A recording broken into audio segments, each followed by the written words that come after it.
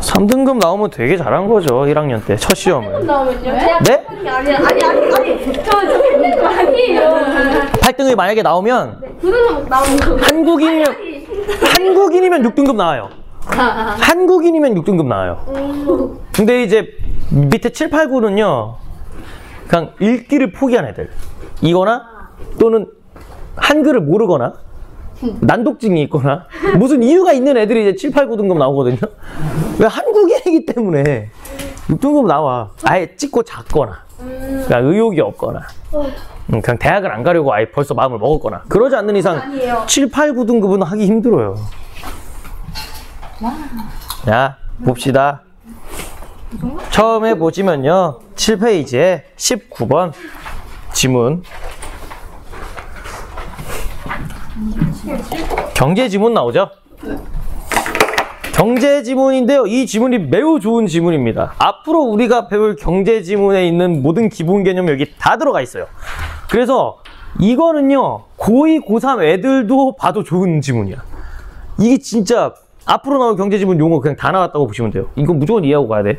그래야 너네가 앞으로의 모의고사나 수능에서 원활하게 경제 지문을 읽을 수가 있어요. 봅시다. 경기가 침체되어 가계의 소비가 줄어들면. 자, 여기서 나오는 경기가 침체되다가 무슨 소리예요?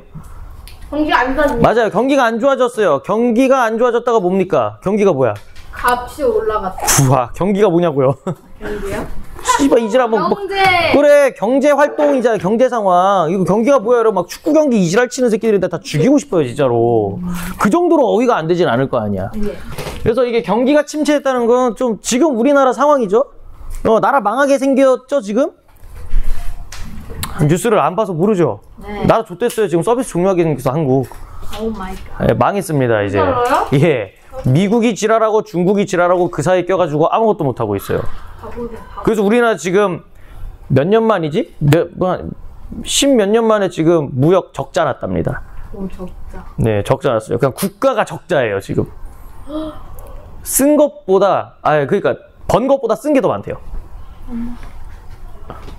어떡해요? 그러니까 우리나라가 지금 죽어나가는 거예요. 그러니까 나라의 총량이, 그러니까 우리나라에 있는 돈이 지금 해외로 빠져나갔다는 소리니까 힘든 거죠. 그렇게 되면 어떻게 돼? 침체가 되면 가계의 소비가 줄어든다. 가계가 뭐예요? 가계는요. 시장. 맞아. 그러니까 개인이라고 생각하시면 돼요. 개인들의 소비가 줄어든다. 그러니까 봐봐. 경기가 안 좋아. 그러니까 네가 200 벌다가 100만 원 벌어. 그러면 일단 너 뭐부터 할래? 돈 쓰는 거 줄여야지. 뭔 저금이요? 저금하게 생겼어? 너 100만 원 벌다가 50만 원밖에 못 번다니까? 저금할 돈이 어디 있어? 그럼 이제 어떻게 해야 돼? 갚아야 되는데 돈을. 대출. 돈 벌어요. 1,000원 쓸 거 500원 쓰고 그러지. 절약. 그렇지. 이거 먹으러 가겠어? 아니요. 나 돈 없어. 바로 소비를 줄여버리잖아요. 이런 거죠. 그래서 소비가 줄어들면 제품이 팔려 안 팔려? 안 팔려. 안 팔려요. 왜? 봐봐. 니들도 돈이 없잖아. 돈이 없으니까 뭐 물건 쓸데없이 막 과자 사 안 사? 안 사요. 그렇지. 과자에 그 돈 아껴서 밥을 사 먹지 한 번에. 그러다 보니까 어때? 그러면 과자 만드는 회사는 어떻게 된 거예요? 폐쇄. 그래 이거야. 제품이 안 팔려. 그래서 그럼 기업들은 봐봐. 이제 막 많이 만들던 거 만들어 안 만들어? 안 만들어요. 안 만들면은 그만큼 일이 줄어든 거죠. 일이 줄어들었으니까 이제 어떻게? 일하는 사람들도 자르죠. 그렇죠. 그러면서 실업률이 증가해요. 그러면서 가계의 수입이 감소하면서 소비는 더욱 위축. 그러니까 잘랐죠. 잘랐으니까 또 누군가는 돈을 벌어 못 벌어? 못 버니까 또 소비를 안 해. 그러니까 이걸요. 이게 자 정리를 하면요. 경기가 침체돼요. 아이고 채자 틀렸다. 설마. 누구 중신으로 하나. 자 경기가 침체됐어. 그러면 이제 어떤 일이 발생한다고? 처음에 소비가 감소되죠.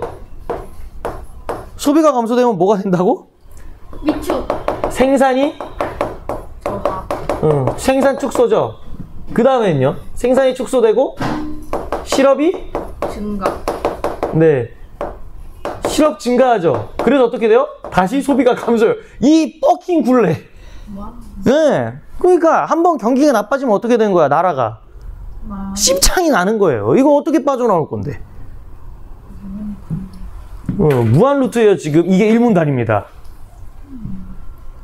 그래서 이와 같은 악순환으로 경기 침체가 심화되면 국가는 이에서 벗어나기 위해 뭘 한다? 유동성. 그렇죠. 유동성을 늘리는 통화 정책을 실시한다라고 합니다. 그럼 이제 너네가 또 이제 경제 지문이 어려우니요. 유동성이 뭡니까? 돈이 움직일 수 있는. 맞아. 그냥 쉽게 생각해서 비슷한 말로 거래량이 있어요. 유동성이 늘어난다는 소리는요. 거래량이 늘어났다라고 그냥 쉽게 생각하시면 돼요. 거래가 늘어났다는 소리는 뭡니까? 소비가 일어난다는 소리예요. 그러니까 국가가 일부러 사람들에게 소비를 부추기는 겁니다. 예를 들면 뭐가 있을까요? 지원 재난금. 재난지원금. 그렇죠? 재난지원금을 어떻게 하는 거예요? 뿌려요. 그러면 사람들이 이제 그 돈 어떻게 해요? 써요. 그렇죠. 쓰죠. 근데 그거는요, 이제 그거를 어떻게 쓰는 거야? 그럼 봐봐. 너네 재난지원금 받아서 뭐 했어? 그 엄마가 다 썼는데. 에어팟 사지 않았어요? 학원에다가 에어팟 살 수가 있었어요? 네. 근데 언제 받았던 거예요? 그거? 에어팟 쓰고 막 갤럭시 버즈 사지 않았어요? 그거 엄마가 다 썼는데 엄마. 그러니까 이런 식으로. 근데 이게 읽다 보면요, 있다가 그러니까 이제 국가에서 재난지원금 준 이유는 뭡니까? 유동성을 늘리려고 준 거죠. 그래서 그런 식으로 이제 통화 정책을 한다는 거예요. 통화는 돈입니다. 화폐. 그래서 화폐 정책을 한다. 뭐 화폐를 늘리든 줄이든 하겠죠. 그래서 이게 일문단이다. 여기까지는 괜찮죠? 네. 아직까지는 이지하죠? 예. 그 다음에. 그래서 뭐래? 유동성이란 자산 또는 채권을 손실 없이 현금화할 수 있는 정도로 현금과 같은 화폐는 유동성이 높은 자산인 반면 토지나 건물과 같은 부동산은 유동성이 낮은 자산이다. 그러니까 이게 어려운 게 너네가 유동성에 대한 개념이요. 여기까지거든요. 유동성이란 이런 거다. 그런데 쉽게 얘기해서 유동성은 뭐다? 거래량. 오고 가는 횟수라고 생각해서 그래서 유동성이 많다는 오고 가는 횟수가 많다. 거래량이 많다. 라고 생각하시면 됩니다. 현금 또는 물건을 거래하는 정도를 유동성이라고 생각을 하시면 돼요. 그냥 쉽게 풀어서 얘기하면 이거예요. 유동성. 유동성이 높다 낮다? 거래를 많이 한다? 거래 적게 한다. 그래서 화폐는 유동성이 높아요. 왜죠? 모든 거래에는 뭐가 왔다 갔다 하니까. 그렇죠. 하지만 부동산, 토지나 땅, 건물은 유동성이 낮아요. 왜죠? 거래 잘 안 하죠. 그렇죠. 거래 쉽게 할 수 있는 게 아니잖아. 이게 너무 크다 보니까 돈이. 무슨 막 과자 사 먹듯이 아파트 사세요 너네? 안 하잖아. 그렇죠. 그래 부루마블 해야죠. 그 정도면. 그래서 이처럼 유동성은 자산의 성격을 나타내는 용어이지만 흔히 시중에 유통되는 화폐의 양, 즉 통화량을 나타내는 말로도 사용된다. 즉 통화량이라는 말은 뭐예요? 시중에 유통되는 화폐의 양. 그러니까 돈이 풀린 정도예요. 돈이 풀린 정도. 통화량이 많다는 얘기는 그러면 뭐예요? 통화량이 많다라는 거는 어디에 돈이 많다? 시중에 돈이 많다라는 겁니다. 그러면 재난지원금 같은 거 뿌린 거는요, 통화량을 늘린 건가요? 줄인 걸까요? 늘린 거. 그렇죠. 늘린 겁니다. 여기까지도 괜찮죠? 응. 으짜, 으짜, 으짜, 으짜, 으짜. 가령 시중에, 가령이라는 얘기 나오면 예시예요. 가령 시중에 통화량이 지나치게, 내가 안 보여. 지나치게 많을 때 유동성이 넘쳐난다. 이 말 아세요? 통화량이 많으면 유동성이 넘쳐난다. 통화량이랑 유동성이랑 말이 비슷한 거야, 다른 거야? 비슷한 거. 비슷한 거야. 그러니까 이 말이 이거다. 오케이? 이해돼요? 네. 그 다음에 통화량이 줄어들면 유동성이 감소한다. 다른 말로 통화량이 감소한다, 유동성이 감소한다. 다 똑같은 말이에요. 그래서 유동성이 넘쳐날 경우 시중에 화폐가 흔해지는 상황으로 화폐 가치는 떨어진다. 이거 이해되세요? 이 말이 뭔지 알아?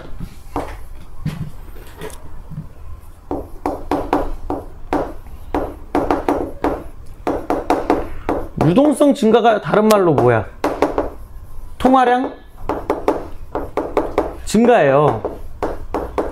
그렇게 되면 어떤 일이 벌어지는지 아세요? 시중에 돈이 너무 많아.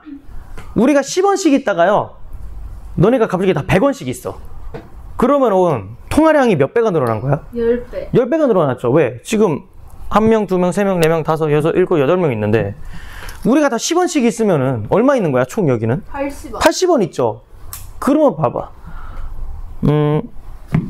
이 핸드폰 하나가 100원이야. 그럼 우리 다 힘 합쳐서 핸드폰 살 수 있어? 없어? 있어요. 100원이야. 못 사요. 우리 몇 명이야? 10원씩 8명 있는데요? 못 사요. 사이 못 사. 못 사잖아. 그러다가 이제 뭐야? 우리가 한 명씩 100원을 가지고 있어요. 그럼 얼마야? 800원. 800원이죠. 그럼 봐봐. 이 핸드폰은 하나 있을 때 사지도 못하던 것들이 이제는 뭐야? 너네가 살 수 있죠. 그럼 봐봐. 얘가 더 이제 가치가 있는 걸까? 돈이 가치가 있는 걸까? 예. 얘가 여전히 가치가 있는 거죠. 왜? 8명이서 이제 이거를 사겠다고 달려들 거 아니야. 그럼 나는 이제 뭐 해? 이거를. 높여요, 가격. 그쵸. 가격을 높이는 거죠. 이게 그 소리예요. 유동성이 증가했어요. 그러면 사람들이 이제 돈이 많아졌죠. 그럼 기업들이 호구냐? 너네가 돈이 많으니까 이제 소비력이 생긴 걸 알잖아. 그럼 이제 뭘 할까? 물가 상승. 그러니까 이제 옛날에 100원이 지금의 100원이 아니게 된 거죠. 물가는 상승하고 화폐 가치는? 하락. 맞아요. 화폐 가치가 하락합니다. 우리는 이거를 뭐라고 부르는지 아세요? 인플레이션. 맞아요. 이게 바로 인플레이션이니까.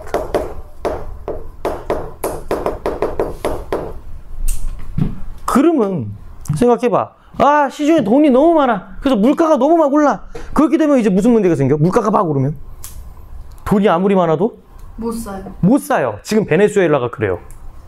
베네수엘라, 짐바브웨 휴지 하나에 막 휴지 하나에 100조예요. 진짜요? 100조 달러 못 봤어요? 지폐가 이렇게 있으면요 1하고 000000000 꽉 있어. 인플레이션이 너무 심하게 온 거예요. 물가 상승. 그럼 어떻게 해요, 그 나라? 그 병신들이 뭐 있는지 알아요? 그럼 봐봐, 니들이 생각해봐. 유동성이 증가해서 통화량이 증가했죠. 물가가 올라. 그럼 이제 뭐 해야 돼요? 돈을 뺏어야 돼요. 그렇죠. 이제 유동성을 어떻게 하면 돼요? 낮추는. 낮추면 돼요. 근데 그 나라는 뭐 했는지 알아요? 유동성 증가했죠. 통화량 증가했죠. 물가 상승했죠. 그래서 뭐 했어요? 100원 하던 게 1000원이 됐네? 야, 1000원씩 더 뿌려. 와. 야, 1000원씩 더 뿌려도 뭐가 됐어, 얘가? 10,000원 됐네? 야, 지금 10만원 뿌려. 그럼 얘는 병신이야? 20만원 계속 올라가지? 거기다 이제 100조까지 간 거야. 그렇게 된 거예요, 그 나라는. 대단하죠? 여기까지 오케이? 그럼 그 돈 다 어디서 나요? 그니까요. 그래서 그 사람, 거기는요, 돈 뿌리고 다녀요. 돈이 너무 가치가 없어가지고. 거기서 갖고 오면 되잖아요, 저희가. 그래서 그거 100조 달러 가져갔죠. 우리나라에서 10원의 가치도 없어요. 이미 그 나라 가치는 환율이라는 게 있잖아요. 환율이란 게 있으니까 그럼 그 100조 가지고 우리나라에서 100조인가요? 아니, 차라리 우리나라에서 1000원 가지고 가면 거기서 한 1200조 되겠다. 즉 거기서 1200조가 우리나라에서 1000원이란 소리야. 그러니까 가치가 그렇게 다른 거죠. 자, 여기 봅시다. 유동성은 금리와 밀접한 관련이 있기 때문에. 금리가 뭐예요? 이자. 맞아요, 이자. 금리와 밀접한 관련이 있기 때문에 국가는 정책적으로 금리를 오리고 내림으로써 유동성을 조절할 수 있다. 유동성을 조절하는 방법 중에 하나가 뭐다? 이자를 올리는. 그렇죠. 이거를 통해서 알 수가 있죠. 유동성을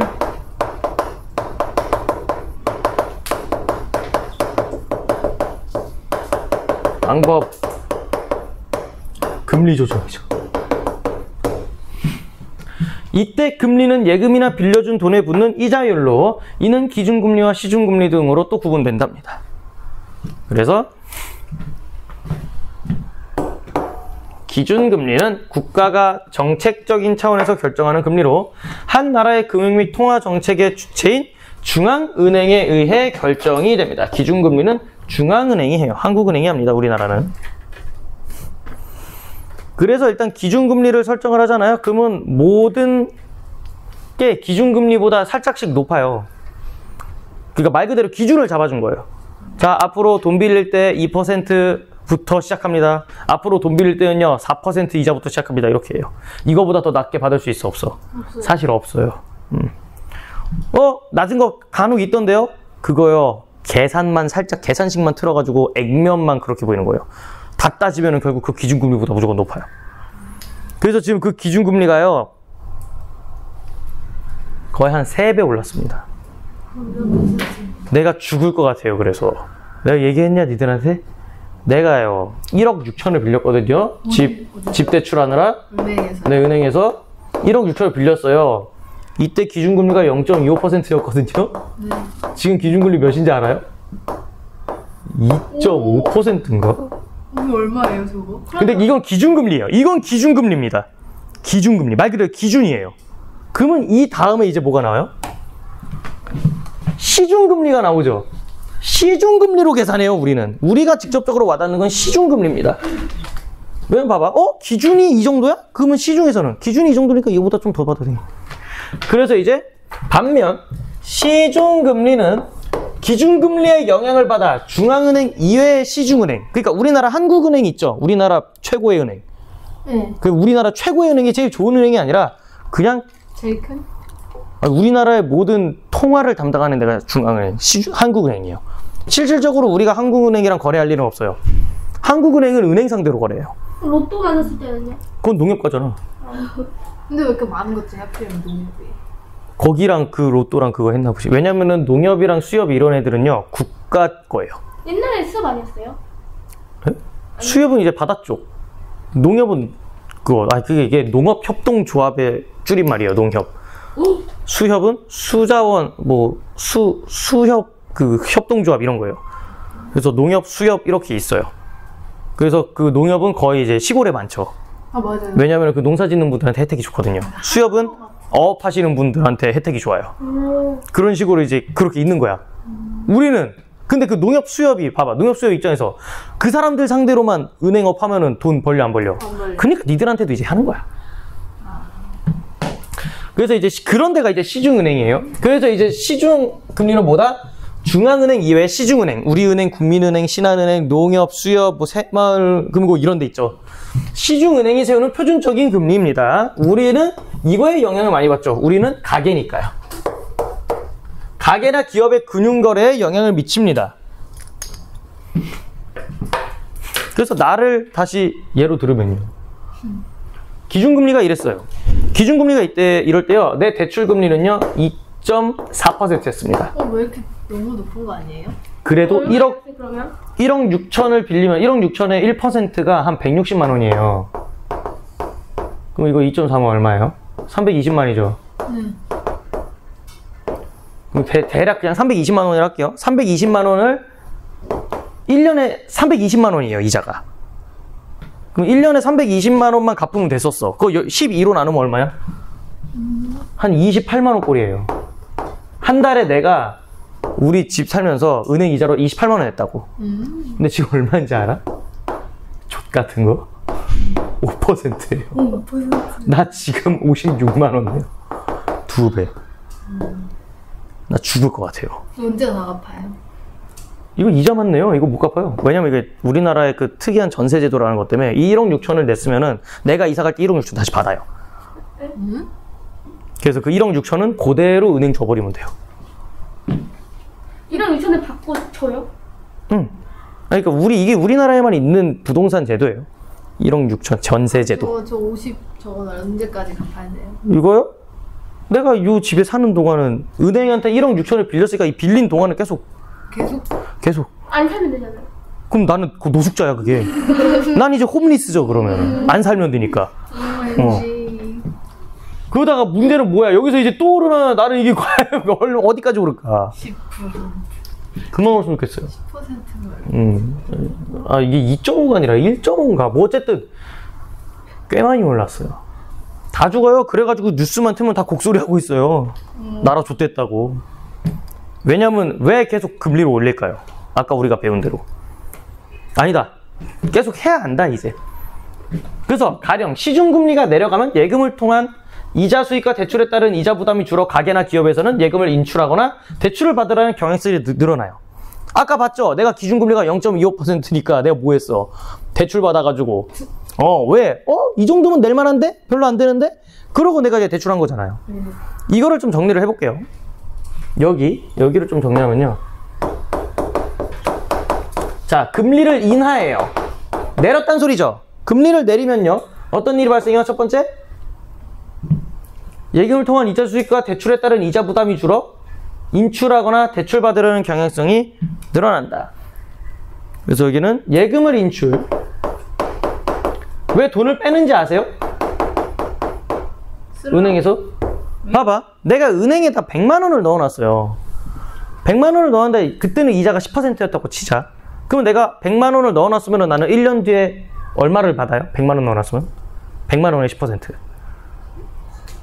10만 원. 맞아요. 그러면 나는 1년 뒤에 10만 원 받는 거예요. 근데 이자가 1%로 내려왔어요. 그러면 100만 원 넣어놓으면 이자로 얼마 받아요? 10,000원 밖에 못 받아요. 그럼 너 은행에 돈 넣어놓을래? 아유. 그 돈으로 뭐해? 주식. 아니 그 돈으로 주식하는 게 더 낫지. 1% 꼴랑 1% 받자니 그 차라리 그 100만 원으로 뭐 하겠다? 주식에 해가지고 주식하면 2% 3%씩 더 먹을 수 있으니까. 그쵸? 근데 봐봐. 1%보다 금리가 애초에 낮다는 소리는 뭐냐면요. 경기가 좋아요. 그럼 주식은 당연히 올라요. 그래서 차라리 돈을 빼서 딴 데 투자하겠다라는 거죠. 그리고 예금을 인출하고 두 번째 어떤 일이 벌어져요? 대출. 왜? 이자가 적으니까 대출이 증가한다고 했죠. 여기. 그러면 이게 뭔지 아세요? 예금 인출하고 대출 증가하면은 이게 뭔지 알아? 유동성 및 통화량이 뭐한 거다? 이게 된 겁니다. 시중에 돈이 흘러나온 거죠. 은행에서. 은행에서 시중으로 돈이 나오는 것들은요, 뭐든지 다 뭐냐면 그게 다 통화량 증가, 유동성 증가입니다. 여기 나와 있죠? 그래서 유동성이 증가하게 된다. 오케이? 이거 있어? 그거 저번에 비문학. 오케이? 네. 그 다음에 그럼 그 반대로 시중 금리가 올라가면 이제 어떻게 돼요? 그 반대로 이자. 여따 쓰면 안 되고 이거 지우면 안 되거든요. 이따가 이어서 또 써야 돼가지고. 그러면 금리가 인상되면 어떻게 될까? 사람들이 예금을 뺄까 아니면 넣을까? 그쵸? 왜? 이제 돈 더 준대잖아. 이자가 늘었으니까. 그러면 대출을 할까 안 할까? 네. 그쵸? 왜? 이자가 높. 그렇죠. 이자가 높으니까 이거 언제 갖고 앉아있어 하고 대출 안 해. 그러면 유동성이 어떻게 되는 거야? 감소하는 거죠. 머릿속에서 이게 다 돌자 메커니즘 되죠? 이해했어? 이 새끼 빨리 따라와. 그 다음에 이와 같이 금리와 유동성 관계를 고려하여 중앙은행은 기준금리를 조절하는 통화정책을 통해 경기를 안정시키려고 한다. 이해되죠? 그래서 이게 경기가 안 좋을 때마다 금리를 왔다리 갔다리를 계속 일부러 시켜요. 지금도 하고 있어요? 네, 계속 금리 올리고 있어요. 경기가 안 좋은데 금리를 왜 올리는지 알아요? 물가가 계속 올라요, 이상하게. 그러니까 이게 경제가 되게 어려운 게 이렇게 하면 이렇게 되겠지 했는데 이렇게 했는데 이렇게가 안 돼. 왜요? 그러니까 그래서 경제는요 문과예요. 이과에 아니잖아요. 상경계열은 문과 계열입니다. 왜냐? 계산으로 나오는 게 아니에요. 수학이나 과학은 계산했을 때 다 답이 나와야 되잖아. 경제 관련해서는 답이 없어요. 금리를 올렸으니까 이제 통화량이 줄어가지고 이렇게 되겠지?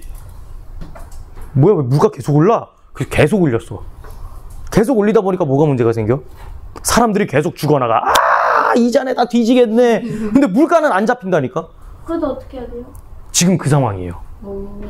지금 미국이 그 상황이야. 근데 미국이 이러다 보니까 전 세계도 다 따라가. 왜요? 그러니까 이게 코로나 때 돈을 너무 풀어 제낀 거야.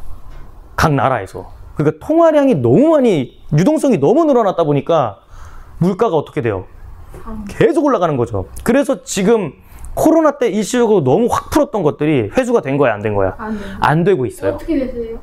그래서 금리를 올리는 거죠. 그래서 중앙은행이 계속 돈을 빨아들여야 되는데 안 돼. 이게 생각보다, 그러니까 지금 예상한 것보다 유동성이 아니라 예상한 것보다 물가 상승이 어때요? 안 낮아지는 거예요. 그러다 보니까 이제 미국에서는 계속 뭔 짓거리 하는 거야? 달러. 아니지. 계속 뭐 하자? 왜 물가가 계속 안 되지? 금리 이 정도로 올려서는 안 되는구나. 더 올려. 뭐야? 이래도 괜찮네? 더 올려. 그거 따라가다 우리나라는 잠깐 스탑했어요. 이거 더 올렸다가는 우리나라 파산 난다. 가계 파산. 사람들이 이자 못 갚아서 그냥 배째 이러고 나와버리면 그건 은행도 문제죠. 1억을 받아야 되는데 사람들이 배째 이러고 나 몰라 안 해. 그럼 1억 받냐 못 받냐? 못 받아요. 그래서 우리나라는 잠깐 스탑했어요. 금리 올리는 거. 그래서 여기서 얘기하죠. 그래서 이지랄에 만일 경기가 침체되면 중앙은행은 뭐예요? 금리를 인하해요. 왜? 경기가 안 좋으니까 뭘 해야 돼? 뭘 늘려야 돼? 사람들이 돈을 많이 들고 있게 해야 돼. 이걸 해야 돼. 그래서 일단은 인하하는 정책을 도입해서 시중금리도록 낮추죠. 그 결과 여기에 또 달아요. 그 결과 유동성 증가했죠? 그래서 뭐야? 3번 가계의 소비가 늘고 주식이나 부동산에 대한 투자가 확대됩니다.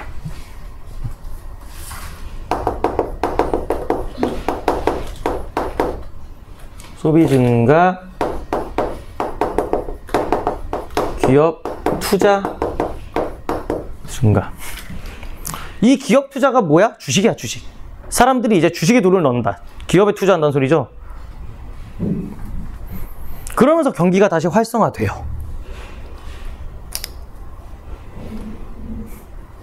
오케이? 그럼 여기까지 참 좋죠? 아, 경제라는 게 이러구나 했는데 또한 기업의 생산과 고용이 늘고 다양한 분야에 대한 투자가 확대되어 물가가 상승하고 저게 문제거든요. 기업 투자 증가했죠? 소비가 증가했죠? 그러니까 이제 뭐가 돼요? 실업이 아니라 고용이 상승하죠. 좋은 거 아니에요? 그쵸? 고용 상승, 그 다음에 실업 감소.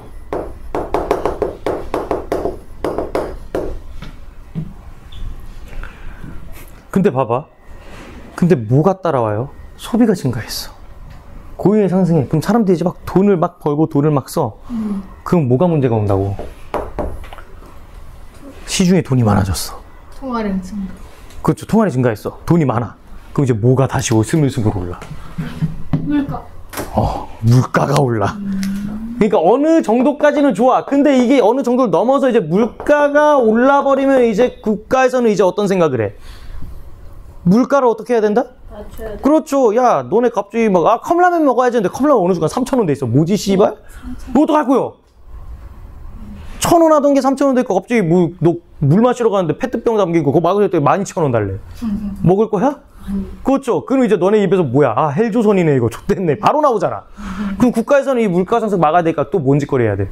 금리를 올려. 맞아요. 그래서 금리를 인상하는 정책 통해서 유동성 감소. 계속 때에 따라서 바꾸는 거야. 이랬다가 저랬다가 이랬다가 저랬다가. 그러니까 지금 우리나라는 뭐 하고 있는 상황이다? 이 사이클이다. 이게 지나면 다시 한 10년 뒤에는 다시 또 인하하겠죠. 그래서 이때는 반대 현상이 나타나겠죠. 금리를 인상하면 사람들이 돈을 넣고 대출을 감소시켜서 유동성 및 통화량을 감소시키겠죠.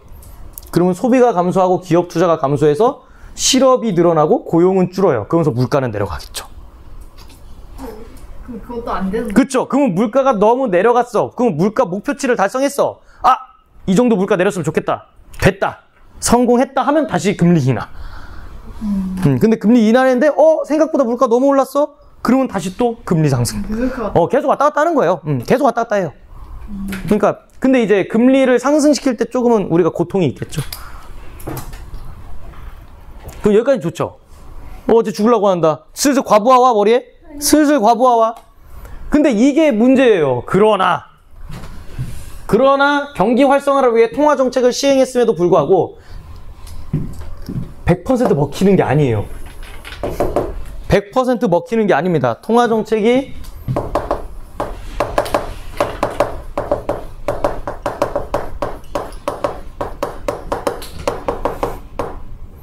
무조건 먹히는 게 아니에요. 이게 개빡치는 거야. 너무 우리 사회는 다변화되어 있기 때문에. 즉 기준금리를 인하하여 시중의 유동성을 충분히 공급하더라도 증가한 유동성이 기대만큼 소비나 투자로 이어지지 않으면 경기가 활성화되지 않는다. 금리 인하했어요. 예금 인출하고 대충 증가했어요. 근데 뭘 안 하는지 알아 사람들이? 이 고용 상승과 실업 감소하려면 소비 증가하고 기업 투자가 늘어나야 되죠. 네. 어디서 끊기는지 알아? 투자를 안 하면. 여기서 끊겨버려요. 우리나라 사람들이 이게 심해요. 어디로 가는지 알아요?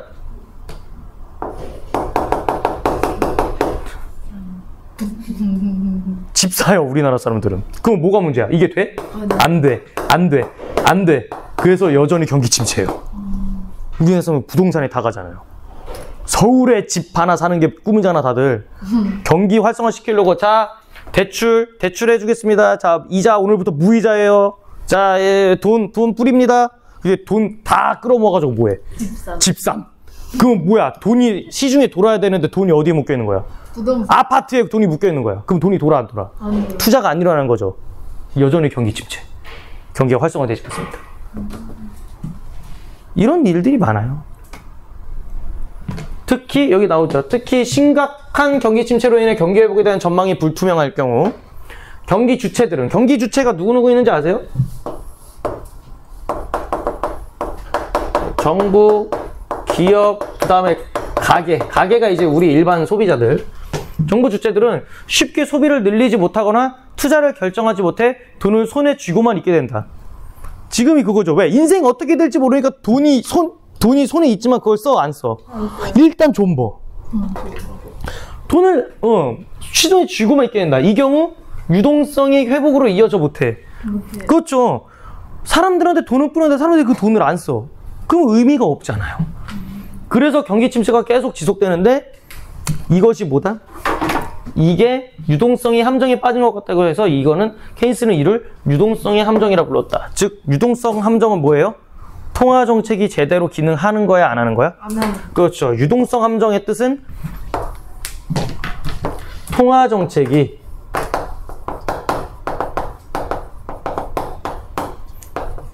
제 기능을 하지 못하는 것을 뜻합니다.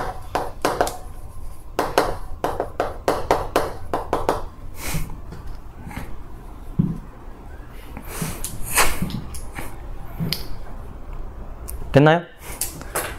할만하죠, 여기? 네. 쉽죠? 그 옆에 있는 거 문제 바로 풀어보세요. 얼마나 쉬운 지문입니까? 이 지문만 이해하잖아요? 바로 2학년 경제지문 풀 수 있어요. 학교에서 배웠거든요, 이거. 교육심리 때. 너무 성적으로만 해석을 하다 보니까 조금 이상했어요.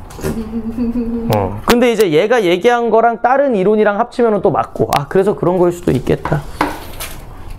뭐 이렇게 열심히 막 그래가지고 그 어릴 때 막 애기 때 1살, 2살 때 그 성적 욕구가 채워지지 않으면은 폭력적으로 변한다, 뭐 이렇게 얘기를 하더라고. 1살, 2살. 그러니까 우리가 생각하는 그 성적 욕구가 아니라 본능에 의한 욕구. 배고프면 밥 먹고, 마려우면 싸고, 그런 거. 그 욕구가 제대로 충족이 안 되면은 커서 뭐가 된다? 바보. 문제가 발생한다라고 프로이트가 얘기해요. 그래서 대표적인 게 하나가 그거지. 네가 마려운데 싸지를 못해. 그럼 걔는 이제 어디에 강박이 있는 거야? 사람들 안 가? 그런 배설 그쪽에 이제 강박이 생기는 거죠. 그래서 이상한 쪽으로 막 나오는 거지. 이상한 쪽으로 발현이 된대요. 왜요? 아니, 그게 나오는 게 아니라 발현. 그러니까 그 배설 욕구를 해소를 못하니까 이제 어떻게 되는 거야? 커서 아무데나. 그쪽에 집착을 하는 거야, 막. 왜요? 마려운데 못 사게 하고 막 화내고 막 그런 거 있죠. 그러니까 그게 어디에 내재돼 있다? 심리. 자아가 아니라 자아보다 더 아래. 원자. 초자, 여기서 뭐라고 그러지? 원초적 자아에 내재되어 있다. 그런 경험들이. 그게 프로이트야. 그래서 이 개념을 알고 있어야 이 지문을 이해하기가 쉬울 거예요. 근데 좀 이상하고 웃긴데 재밌어요? 이해는 가. 그럴 수도 있겠다라는 생각이 들어요. 봅시다. 그래서 이거는 지금 프로이트는요, 근데 솔직히 중고등학생들한테 가르치기 참 힘들어요. 왜요? 너무 성적으로만 심리를 분석했기 때문에 이게 맞나 싶어. 한 20살 좀 넘어야 이제 좀 그런 단어들이 자유롭게 나오거든요. 뭐지? 뭐 리비도라는 게 나오는데 그 리비도가 이제 어디로 가냐인데 이제 남자아이는 거기로 가고 여자아이는 거기로 가고 해가지고 막 그런 게 있어요. 뭐 크로노스 증후군 해가지고 제우스가 자기 아빠를 죽였잖아요. 그런 거 어디서 배워요? 나 대학교에서 배웠지. 교직 이수할 때. 아직은 교육심리. 니들은 이제 전공을 글로 가야 배우는 거고. 그래서 제우스가 자기 아빠를 죽인 이유가 뭐야? 이게 그 뭐 자연적으로 보면은 우두머리는 남자가 혼자여야 된다. 근데 그거를 누가 가진다? 본능이 있다라는 거야, 남자애들은. 그래서 어릴 때 아빠를 싫어하고 엄마만 좋아한다. 뭐 이런 소리. 이렇게 말을 처음 들어보는. 그래서 여자아이들은 엄마를 싫어하고 아빠를 좋아한다. 네? 그런 식으로 이제 심리를 분석한 거야. 그렇게 지금 심리 분석한 프로이트가 실제로 있는 거예요. 그래서 그런 것들이 이제 뭐야. 그래서 그때 남자아이는 엄마와 유대관계를 잘 쌓아야 되고, 뭐냐, 아이들, 딸은 아빠와 유대관계를 잘 쌓아야 된다. 그래야 나중에 엄마랑 사이가 좋아지고, 그래야 아들은 아빠랑 사이가 좋아진다. 그때 잘못됐기 때문에 커서 문제가 생기는 거라고. 이게 진짜 그 연구 결과가 있어요? 프로이트 되게 유명한 사람이야. 이 사람이 심리학자에서는 거의 이거야, 왔다야. 받아들여졌어, 이게. 그래서 프로이트의 연구를 기반으로 다른 것들이 막 나온 거예요. 그래서 프로이트는 이제 그 유아심리 쪽에서 조금 이름을 날렸죠. 이 사람이 소련 사람인가 그럴걸요? 뭐 어쨌든 간에 그래서 이 사람은 그렇게 해서 그런 게 어릴 때 그런 것들이 결핍이 됐어? 원초적 자에 아주 우리 자아 깊은 곳에 내재되어 있다. 그게 기본 전제야, 이 사람은. 여기서 똑같이 얘기해요. 19세기에 1800년대죠? 분트는 인간의 정신세계가 의식으로 이루어져 있다고 보고 실험을 통해 인간의 정신현상과 행동을 설명하는 실험 심리학을 주장했대죠. 이때 의식은 뭐래요? 의식이란? 저러다가 이제 잣대는 거야. 저러다가 이제 묻혀가지고 이제 이해 못한다. 다시 빨리 해. 빨리 정신 차려. 어떡하지? 고장났어? 잉크가 터졌다니까요? 잉크 생각해. 그럼 일단은 그거 버려. 제가 그럴 줄 알고 볼펜을 또 갖고 다니죠. 이거 쓸 거야. 심리학을 주장했다. 이때 의식이란 깨어있는 상태에서 자신이나 세계를 인식하는 모든 정신작용을 해야 돼요. 그러니까 분트라는 애는 우리의 정신은 어떻게 돼 있다? 인간의 정신세계가 의식으로 이루어져 있다. 의식이 뭐예요? 우리가 깨어있어서 모든 걸 자각하는 정도죠. 그러니까 너네는 지금 의식이 있는 거야, 없는 거야? 있어요. 있죠. 내가 말하는 거 알아듣잖아. 근데 비문학을 하다 보면 의식이 어떻게 돼요? 없어져요. 없어지죠. 그러니까 이걸 못하죠. 깨어있는 상태가 아니죠. 그러다가 이제 누가 나오는 거야? 그러나 라고 했으니까 이제 프로이트는 앞에 있던 분트랑 생각이 같을까 다를까? 다르지. 왜? 그러나 우리의 주인공이 저희가 프로이트는 정신질환 환자들을 치료하면서 알아낸 거죠. 인간에게 의식과는 다른 무의식의 세계가 있다는 것을 발견. 무의식의 세계가 있대요. 그래서 이에 그는 인간은 무의식의 지배를 받는 비합리적 존재로 간주하고 정신분석 이론을 통해 인간의 정신세계를 규명하려 하였다. 그러니까 분트는 우리는 의식세계만 있는데 프로이트는 뭐 얘기한 거야? 의식만 있는 게 아니라 무의식에 있고 그리고 우리는 뭐에 지배를 받아? 무의식. 그래서 프로이트가 본 거, 중요하게 본 거는 어디일까? 무의식을 더 중요하게 본 거죠. 그 무의식에 잠재되어 있는 그 또 다른 나, 걔가 나를 지배한다라는 거야. 그러니까 그래서 프로이트는 이 사람이 왜 이렇게 행동할까? 이 사람은 도대체 무의식에 뭐가 잠재되어 있을까? 이렇게 본 거예요, 다. 그래서 너가 막 겉이랑 속이랑 다를 때가 있잖아요. 그런 거를 이제 얘는 이렇게 얘기를 한 거죠. 무의식의 지배를 받았다.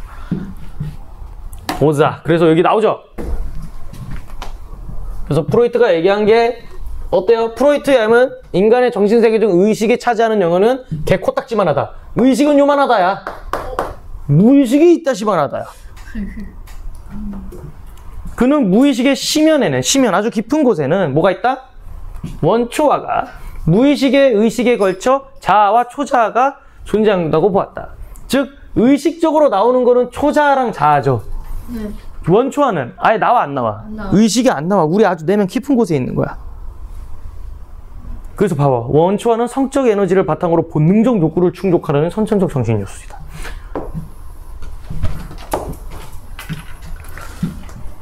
그래서 이거를 옆에다가 빈칸이 있으면은 정리를 하면서 해야 돼요. 자아는 뭔지, 초자아는 뭔지, 원초아는 뭔지. 그래서 좀 쓰면은 원초아부터 할까요? 원초아 첫 번째 뭐다? 본능적 욕구 충족하려는.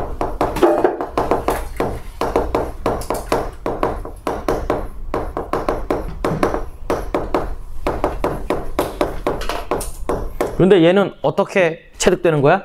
선천적 정신 요소죠. 태어날 때부터. 선청? 날 때부터 가지고 있는 거야.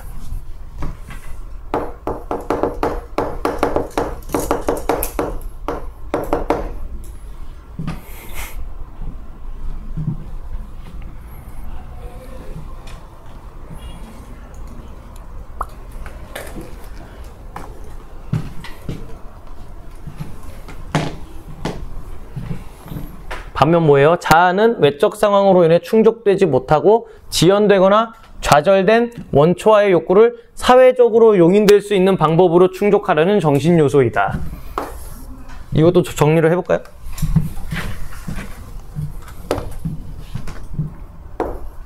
자아는 뭐다? 외적 상황으로 인해 충족되지 못하고 지연되거나 좌절된 원초와의 욕구.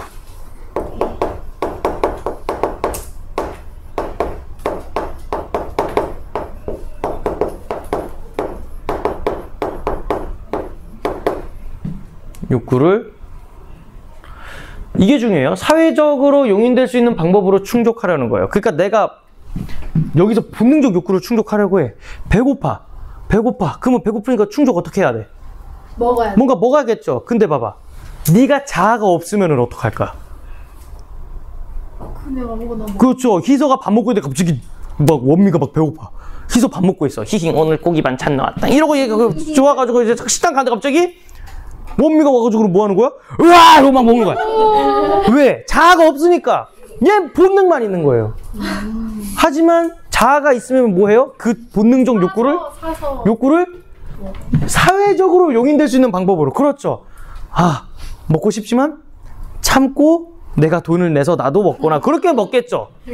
그러니까 이게 원초적이라는 이 말이 이거예요. 본능만 남았다. 짐승 새끼. 그래서 원초적으로 사회적인 방법.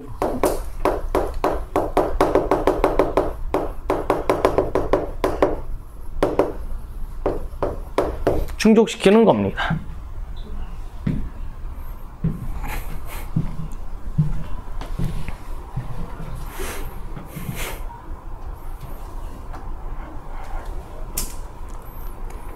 그러면 자아랑 원초와는 계속 어떻게 할까요? 나는 배고파. 배고픈데 지금 나는 돈이 없어. 나는 아무것도 없어. 근데 옆에 희서가 막 삼겹살 구우면서 막 존나 맛있게 먹고 있단 말이야. 그 이제 원미 입장에서는 어때? 어떡할까? 뺏어 먹고 싶어. 그게 뭐야? 얘가 계속 튀어나오는 거잖아. 네. 씨발 저거 어떡하지? 뭐가 되는데? 무의식 같은 거예요. 그렇죠. 무의식이에요. 그게 무의식적으로 그냥 가만히 있어. 이러고 있다가 너가 자고 싶어서 자냐? 수업 때? 아니요. 어떻게 되는 거야? 불려서 자요. 너도 모르게 자는 거잖아. 원초아가 그냥 야 자 새끼야 이러고 자는 거잖아. 이렇게. 그럼 너는 뭐야? 무의식에 지배당한 거잖아. 그게 원초아야. 근데 봐봐. 내가 지금 여기서 자면 인생이 좆되고 내 저 시험 점수가 가난해지겠지? 이런 거를 생각해서 내가 계속 안 자려고 막 계속 이겨내는 게 뭐야? 의식. 아니요. 그게 이제 초자아입니다. 후자예요. 초자아는 도덕률에 따라 원초아의 욕구를 억제하고 양심에 따라 행동하도록 합니다. 즉 자아랑 원초아가 계속 부딪힐 거 아니야. 원초아는 뭐야? 본능이고 자아는 씨발 이거 사회적인 방법으로 해야 돼. 야 내가 여기서 이거 뺏어 먹으면 난 짐승이야. 그래서 그걸 조절해주는 애가 누구야? 초자한 거죠. 그렇죠. 초자. 그래서 원초아의 욕구를 억제해주는 애입니다. 그래서 도덕적이고 양심을 중시하죠. 그래서 자아와 원초아를 조정해주는 게 초자. 그래서 이제 초자가 중요하다라고도 얘기를 하는데요. 근데 그거보다 더 중요한 건 뭐야? 원초아에 있는 욕구를 충족시켜주기 위해서 원초아가 뭔지를 알아내는 게 중요하다고 봐요, 프로이트는. 이거는 배경 지식이에요, 그냥. 이건 그냥 지문에 넣고요, 배경 지식. 그래서 프로이트는 아니 우리가 봤을 때는 그러면 얘를 더 좋게 하면 되는 거 아닙니까? 프로이트는 아니지. 애초에 저 새끼가 안 튀어나오게 하는 게 낫지. 이렇게 봐서 원초아를 알아내는 게 중요하다. 도대체 얘가 뭐에 결핍이 있을까? 너 어릴 때 도대체 뭐야? 아빠한테 맞았어? 엄마한테 맞았어? 뭐 때문에 그래? 이런 식으로 계속 꺼내요. 그걸 최면으로. 최면요법으로. 걔가요? 최면요법이나 아니면 그냥 편안하게 한 상태에서 너의 무의식, 그 무의식 중에 막 얘기하는 거 있잖아. 자기는 모르게 막 얘기하는 거. 그런 것들이 꽤 도움이 된대요. 근데 실제 심리상담 기법이 있어요. 아무한테도 얘기 말 못했던 거를 편안한 방법에서 그냥 무의식 상태에서 이렇게 막 얘기하게 해요. 무의식 상태를 어떻게 만들어요? 그러니까 이제 거의 잠에 들락말락한 그런 상태를 만든대요. 그래가지고 이제 말하면은 그냥 그걸 어떻게 만들어요? 체면으로? 그러니까 이제 그러니까 이게 과학적 원리로는 다 뭐 근육을 다 이완시켜서 최대한 편안한 상태로 만든다 뭐 이러는데 그것까지는 나도 그거는 전공이 아니어서 모르겠어요. 이렇게 한다만 알지 어떻게 한다는 몰라. 자기가 말한 것도 기억 못해요? 맞아요. 그런데요 사람들이. 그러니까 그거 있잖아. 수면 내시경 하면은 막 의사한테 막 다 얘기한다며. 진짜 정신 없어가지고 그런 거죠. 술 마시면 어쩌나? 술 마셔도 속이는 말 다 하잖아. 술 마셔. 그리고 다음날 기억 못하고 내가 뭐라 했냐 이러고. 그래서 술 마시고 고백하는 게 제일 최악인 거야. 이거 뭐야? 그래서 술 마시고 고백하거나 술 마시고 헤어진 여자친구 남자친구한테 전화 걸잖아요. 그거는 이게 한 거야? 얘가 한 거야. 그건 얘가 한 거야. 얘가 기능을 못 하는 거죠. 얘가 기능이 안 돼요 그냥 술 마시면. 그런데 초자는 뭐래요? 후천적으로 발달하죠. 얘는 초자는 후천적으로 발달합니다. 그러니까 이제 조절 능력을 기르는 거죠. 자, 우리는 다 공부하고 싶어요? 하기 싫어요? 싫어요. 그렇죠. 왜? 그게 우리의 원초적인 자아예요. 누가 이렇게 참고 고통스러운 걸 하고 싶어요? 하지만 우리는 그거를 어떻게 합니까? 왜 하죠? 대학을 가야 하니까. 좆대거든요. 사회적 방법이잖아요 이게. 하지만 내가 이 공부를 안 하려면 결국에는 내가 어떻게 해야 된다? 죽어야 된다. 아니지. 성공. 나중에 대학을 가야 된다. 지금 공부 안 해놓으면 고등학교 4학년 5학년을 다닌다. 재수한다는 소리예요. 그렇죠. 그래서 이제 그 초자가 계속해서 뭐 하는 거야? 그만 놀아. 적당히 해. 근데 이제 이건 후천적인 거죠. 왜? 이게 없는 애들 있잖아요. 초자가 없는 애들 있잖아. 어디요? 아니, 학원 다니거나 학교에 있다 보면요. 거의 초자가 기능 안 하는 애들 많잖아. 학교 오기 싫어. 안 와. 리얼로. 공부하기 싫어. 그냥 벌떡해서 가. 맞아. 좋대. 진짜 초자가 없어서 그런 거예요? 그러니까 이 프로이트에 따르면 왜? 발달이 덜 된 거죠. 이건 후천적으로 발달하는 거니까. 초자라는 거는 어린 시절 부모의 종교나 가치관 등을 내재화하는 과정에서 발달하는 거예요. 그러니까 어릴 때 이런 훈련이 안 된 거죠. 부모에게서. 걔는 초자가 없는 거나 다름없는 거죠. 그런 친구랑 아니에요? 왜? 아니에요. 왜 너예요? 아니에요. 그렇기 때문에 그런 친구랑 논다라는 거는 내가 봤을 때는요. 걔가 나의 좌절된 원초와의 욕구를 충족시켜 주니까요. 그러니까 너가 하는 게 아니라 네 친구가 너의 자아가 돼버린 거지. 이게 뭔 말이에요? 그러니까 너는 놀고 싶어. 근데 너는 계속 초자로 조절해서 나는 안 놀려고 했어. 근데 친구가 놀자 뭐 어때 인생 한 방인데. 그런 애랑 싸울 그래서 걔가 너의 좌아가 돼버린 거야. 때 근데 그런 애랑 싸울 때 그러면 너는 초자가 부족하구나 이렇게 되는 거예요? 아니요, 더 세게 얘기하면 돼요. 그래요? 너는 어릴 때 성적 자아가 확립되지 않아서 그렇게 얘기하면 되지. 너의 성적 리비도는 도대체 어디에 가 있는 거니? 이렇게 얘기해버리면 돼요. 그렇죠.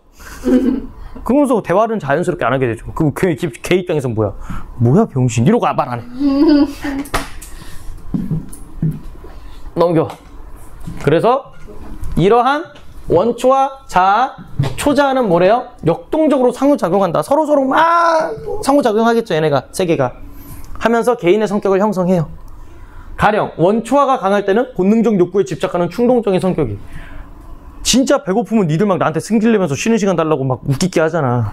안 그러잖아요. 네? 쌤 배고파요! 이러고 막 이빨 드러내잖아. 초자가 강할 때는 그렇죠. 이게 갑자기 언제야? 배고플 때. 아니요. 시험 기간 1주 전이요. 시험 1주 전에 초자가 존나 강해지죠. 그래서 개나 소나 다 자습하고 개나 소나 다 질문하고 공부하겠다고 난리치잖아. 시험 일주일 전부터. 그러면 원칙주의적 성격이 나타난다. 자아는 원초아와 초자아의 요구 사이에서 이를 조정하는 역할을 하기 때문에 이건 내가 아까 얘기했으니까 넘어가겠습니다. 그래서 정신적 균형을 이루기 위해서는 자아의 발달이 중요하다. 만일 자아가 제 역할을 하지 못하면 정신 요소의 균형이 깨져서 불안감이 생기는데 이거 지워도 돼요? 네.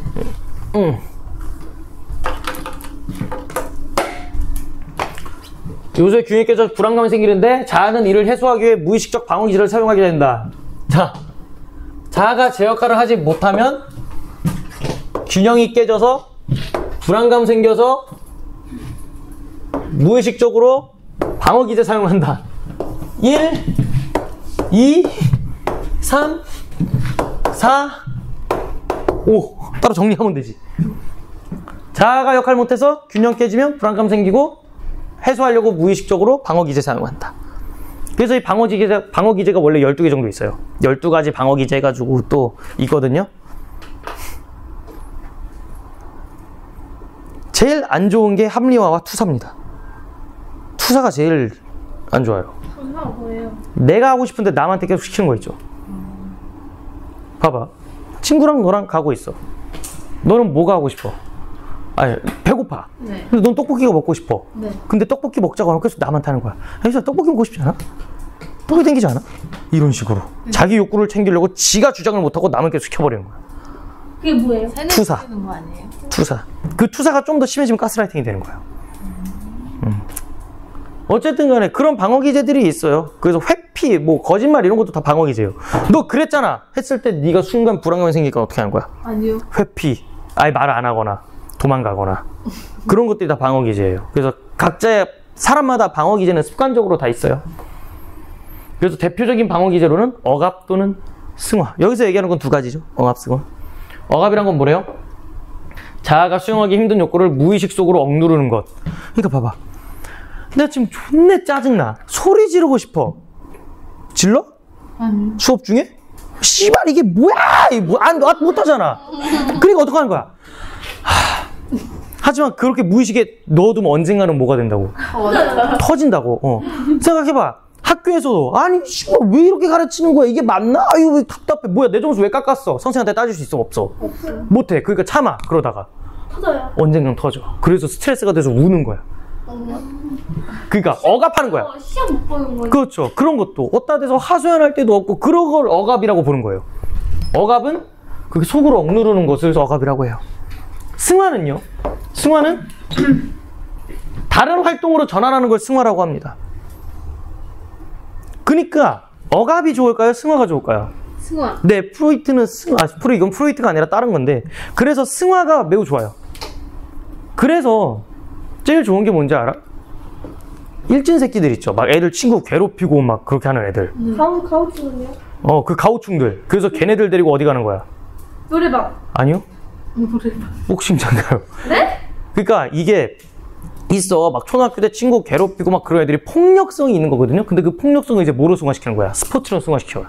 그러면 걔가 학교 폭력을 일으킬 확률이 현저하게 떨어진대요. 복싱을 시키면. 네.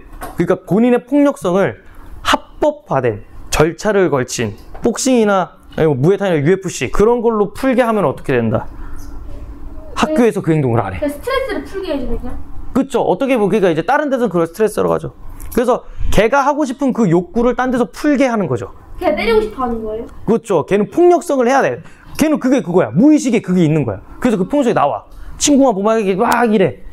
근데 그걸 학교에서 하는 게 아니라 링 위에서 하게 하는 거죠. 그게 승화예요. 그게 승화야. 그래서 그러한 욕구를 다른 활동으로 전환시키는 거죠.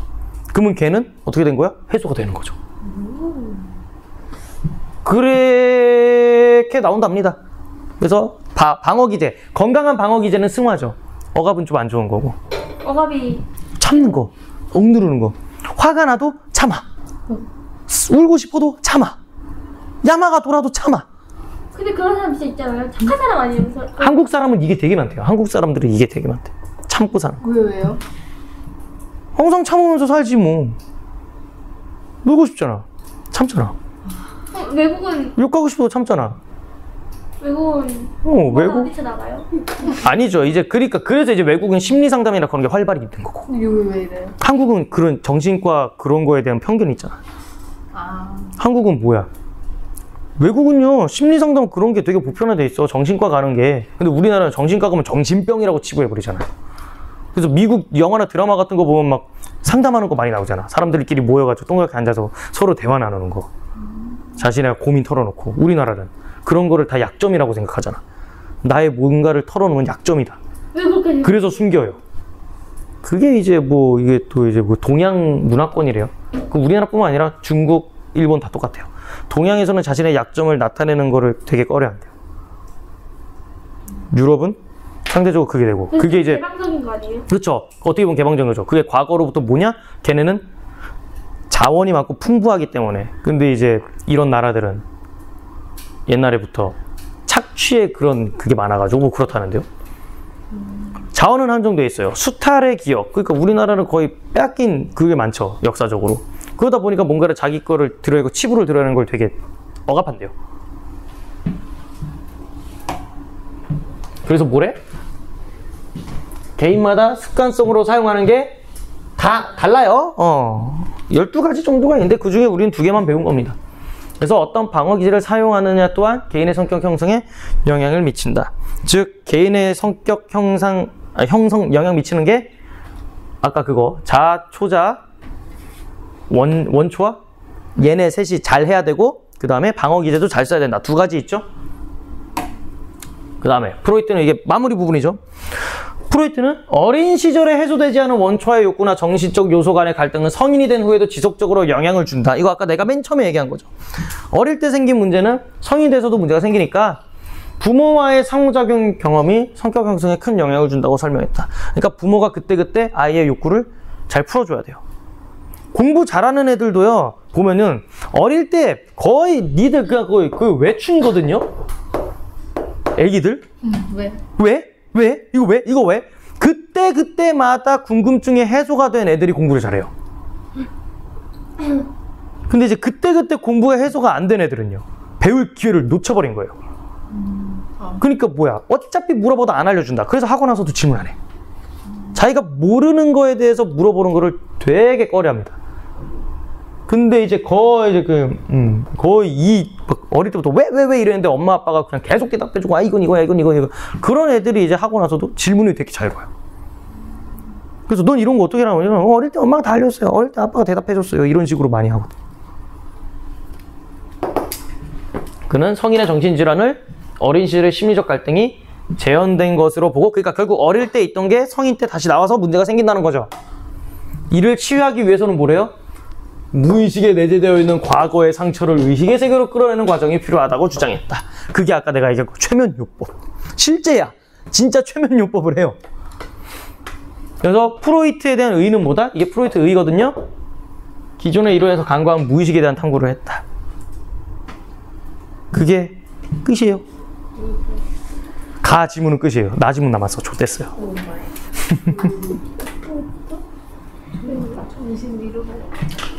정신 잃으면 안 돼요. 네. 야, 원초한테 지지 말라고. 초자랑 빨리 친해져. 초자 발언시켜. 초자가 참고 하는 거죠.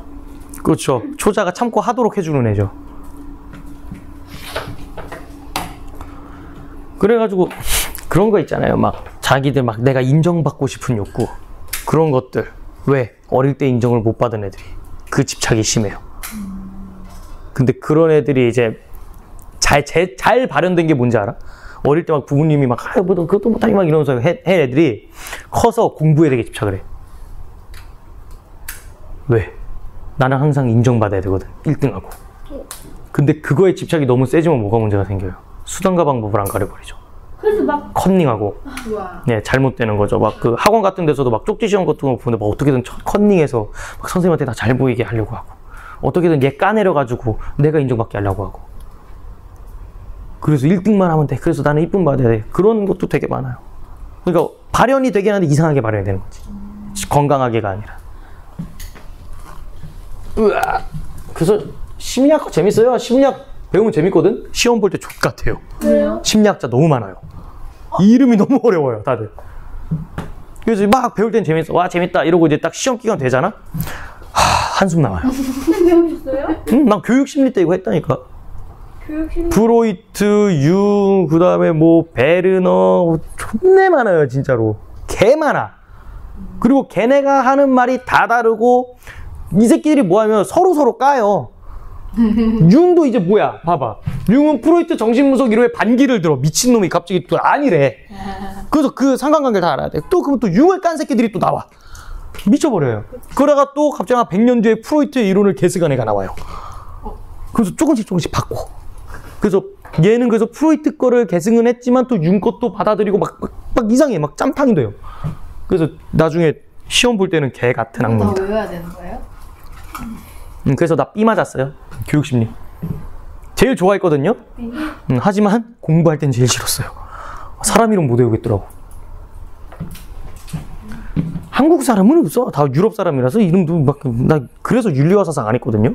철학자 새끼들 이름 안 외우려고. 개빡쳐요. 어쨌든 융은 프로이트의 반기 들었어요. 아예 정반대예요. 분석 심리학을 주장하였다 아니야 이거?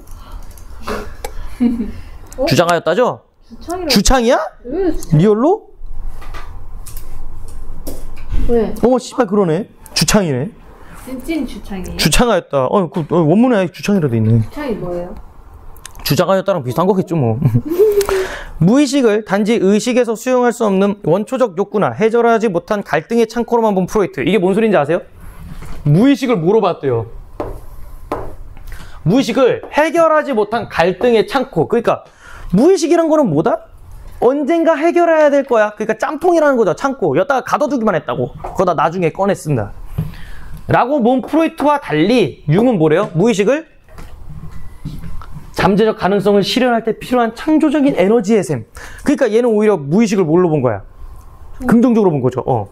무의식이란 건 뭐야? 언제나 우리가 긍정적으로 쓸 수 있는 거야. 너처럼 부정적으로 안 봐. 이렇게 한 거지.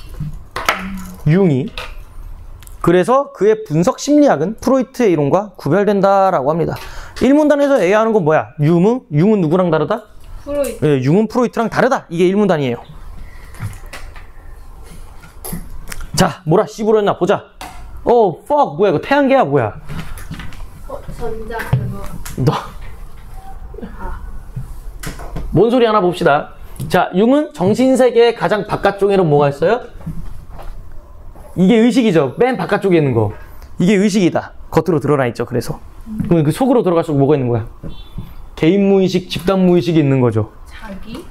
그래서 자기 자신은 아예 꽁꽁 숨겨놨다는 소리지. 목멜로. 으아.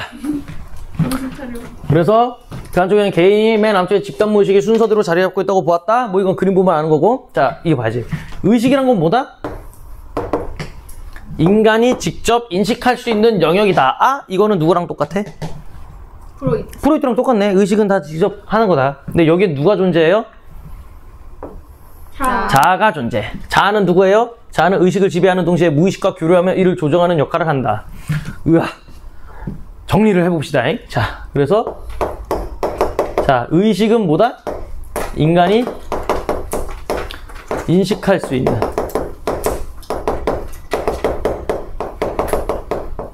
영역이고요. 여기엔 누가 있어? 자아가 존재를 하죠. 그러면 자아는 누구예요?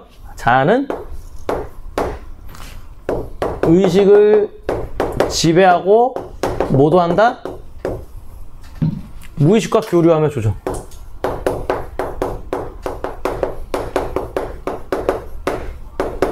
이렇게 정리를 해놔야겠죠. 그래야 이따가 볼 때 안 힘들겠지.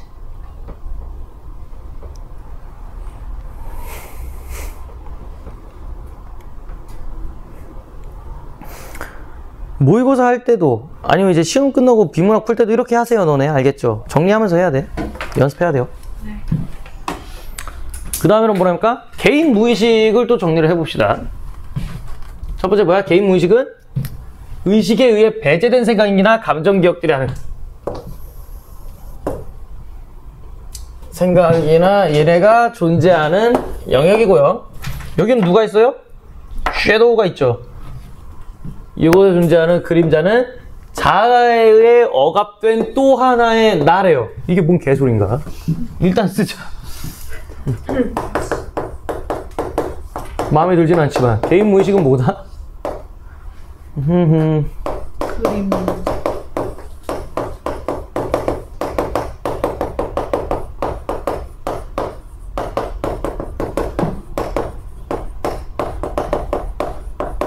의식에 의해 배제된 것들이 존재를 하고요. 그러니까 직접 감각한 것들 외 것들이 이제 있는 것들이죠. 개인 무의식은.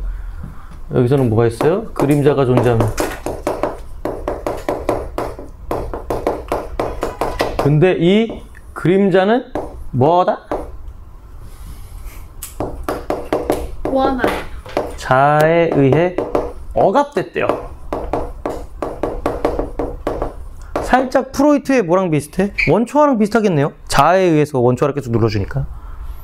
자아에 억압된 또 하나예요.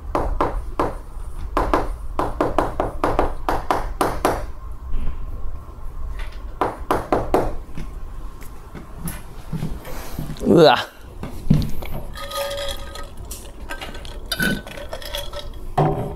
다함? 네. 다슴? 마지막으로 집단 무의식은 태어날 때부터 누구나 가지고 있는 원초적이고 보편적인 무의식이다. 선천적이야, 후천적이야? 이거 프로이트의 뭐랑 똑같아? 프로이트의 뭐랑 똑같아? 선천적이니까. 이런. 연병 봐 빨리. 그래, 원초화랑 똑같잖아 이거. 태어날 때부터 누구나 가지고 있는 원초적이고 보편적인 무의식이다. 근데 거기서는 뭐가 있다? 진화를 통해 축적되어 온 인류의 경험이 원형의 형태로 존재한다. 자, 여기 지워도 돼요, 의식? 이거는 뭐다? 집단 무의식.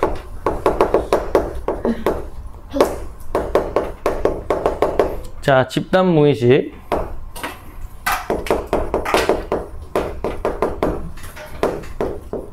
아이고, 제대로 쓰자. 선천적으로 가지고 있는 보편적인 무의식.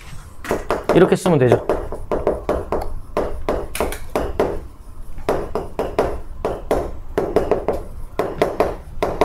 그러니까 개나 소나 다 가지고 있다는 거죠. 근데 여기엔 뭐가 있어요? 원형이라는 게 있대요.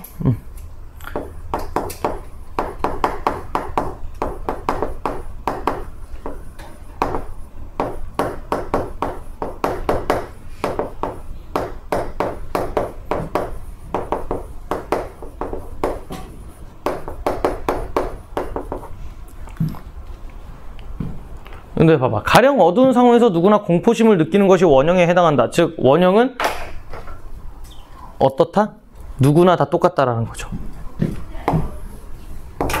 이걸 어떻게 알 수 있어? 저 예시를 보고 알 수 있는 거지. 어두운 곳에서 다 무섭죠? 어두운 거 좋아하는 사람? 좋아해요? 네. 왜요? 잘 때 빼고. 싫어요. 갑자기 집 갈 때 다 깜깜해봐. 너 집 가는데 가로등도 없어. 아무 빛도 없어. 어때? 귀신 나서. 존내 무섭지. 그렇지. 그런 것들은 왜? 인간이면은 다 가지고 있는 거고 인류의 경험으로 축적이 된 거잖아요. 일단 시야가 차단이 되면 일단 무조건 발발 떠는 거. 근데 그래서 융이 까여요. 그거는 인류의 경험이 아니라 그냥 짐승이어도 다 그럴걸? 니네 집 강아지 눈 가려봐 무서워하지. 그렇게 얘기를 해서 까이기도 해요, 융은. 어쨌든 간에 뭐다? 그래서 집단 무의식이에요. 우리가 가지고 있는 무의식. 공통으로 가지고 있는.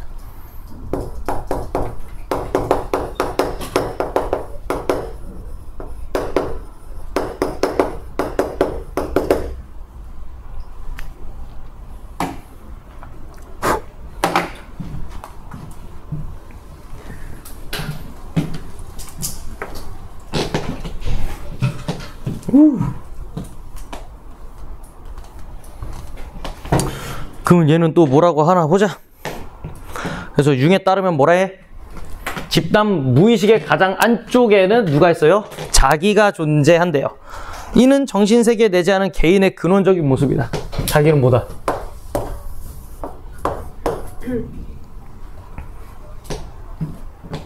그래서 뭘 해야 된다? 융은 자아가 성찰을 통해 무의식의 심연에 존재하는 자기를 발견하면 인간은 비로소 타인과 구별되는 고유한 존재가 된다. 이거를 뭐 해? 자아가 성찰을 해야 되죠? 성찰을 하면 뭐 해요? 인간은 비로소 타인과 구별되는 고유한 존재가 된답니다. 자기는 개인의 근원적 모습인데 성찰을 해서 고유한 존재가 되면 되겠죠. 그걸 뭐라고 얘기한다? 개별화. 개별화는 뭐야? 우리가 성찰을 해서 타인과 다른 내가 되는 거죠. 이게 안 되면요 주체적이질 못해요. 그냥 남들이 하자는 대로 지질 끌려가는 거예요. 이게 안 된 애들이, 개별화가 안 된 애들이 남들 그냥 맹목적으로 따라하는 거야. 가끔 학교나 그런 데서 막 어떤 애 따라하는 애들 있죠. 막 얘가 사면 이거 따라 사고. 그 옛날에 그 치즈 인 더 트랩 그 웹툰 봤어요? 드라마? 거기 손민수가 걔 다 따라하거든요, 여자 주인공. 그게 이거야. 걔가 이게 안 된 거지. 나는 얘랑 달라. 어? 좋아해서 따라하는 거? 그거는 이제 다른 느낌이죠. 동일시고요. 근데 이제 그 아이돌이 되고 싶은 거랑 이제 그냥 자기의 주장 없이 남들이 하자는 대로 하는 거 있죠. 나는 이게 먹고 싶은데 얘가 먹자고 해. 다른 사람이 다 먹자고 해. 그러니까 나도 알았어, 나도 먹을래. 자기 주장이 없는 거. 뭔가 일을 하거나 그럴 때 시키는 대로만 하고. 그냥 혼자 여기다 두면 아무것도 못하는 애들 있죠. 이러고. 하나하나 다 챙겨줘야 되는 애들. 그 모든 그 조별과제 할 때 야마 본 적 한두 번 없어? 있어요. 그래, 그런 새끼들 이게 안 되는 거야. 이 새끼 뭐지? 이런 거지. 왜 그렇게 살아야지? 이게 안 된 거지. 이게 안 땡겨. 그런 친구랑 싸우면 저렇게 말하면 되는 거예요. 그렇죠. 너는 뭐야? 뭐 쌈딱이에요? 내가 봤을 때 너가 원초화에 뭐가 있는 것 같은데? 아니에요. 일단 싸워야 되는 것 같은데? 아니에요. 어디에 결핍이 있을까? 야, 빨리 마취시켜. 그래서 이걸 개별화라고 불렀고요. 이는 의식에 존재하는 뭐다? 자아가 무의식과 끊임없이 상호작용하며 얘도 또 상호작용하네. 뭐랑 뭐가? 자아가 무의식과 상호작용하며 무의식의 영역을 의식으로 통합하는 과정, 즉 무의식을 의식화하는 과정. 무의식을 의식화하는 과정이 필요하대요. 이게 뭐야? 무의식을 의식으로 끌어올리는 거죠. 그래서 통해 이루어진다. 성찰 과정이네요, 이게. 이 과정에서 자아는 자신의 또 다른 모습인 그림자와 대면하게 되고 집단 무의식에 존재하는 여러 원형들을 발견하게 된다. 자, 무의식을 의식화하는 과정에서 우리가 하는 게 뭡니까? 여기서 1. 또 다른 모습인 그림자와 대면. 그 다음에 이걸 하면은 이 집단 무의식에 존재하는 원형들을 발견한다.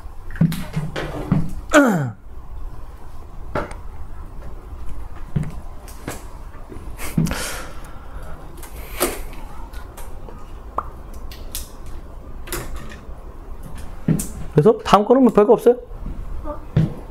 응? 아직 안 했어요? 이거?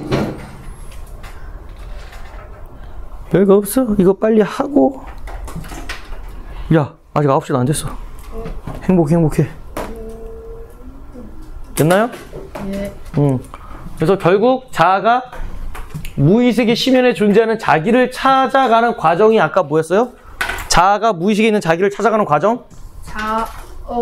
무의식의 의식. 그렇죠. 무의식의 의식화야, 그게. 오케이? 어디 갔어? 자아가 자기를 찾아가는 과정. 이게 무의식의 의식화.